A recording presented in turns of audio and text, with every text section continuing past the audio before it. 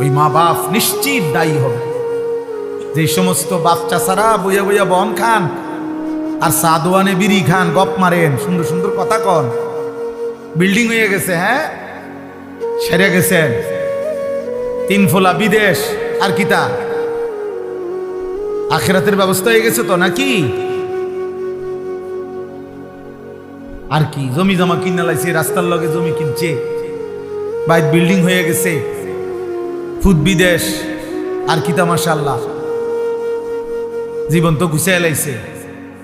এখন আর মরলেও কোনো টেনশন নাই, না কোনো টেনশন নাই, মরলেই তো আপনার ফিটবো, টেনশনের কি আছে আবার?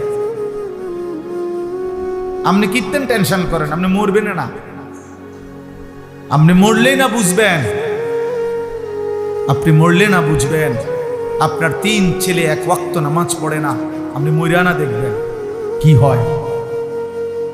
আপনার 3টা পুতের বউ একটাও পর্দা করে না, এই অসভ্য বেহায়া নারী আপনার ঘরে খায় ঘুমায়, আপনি মরেন না, আপনি মরলে না বুঝবেন,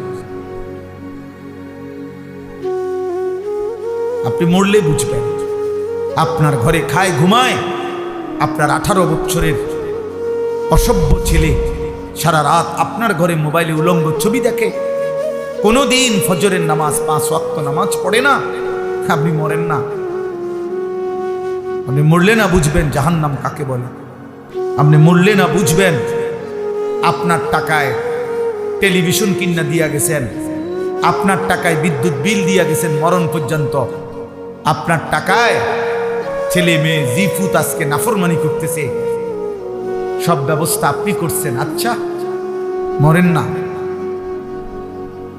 মরেন।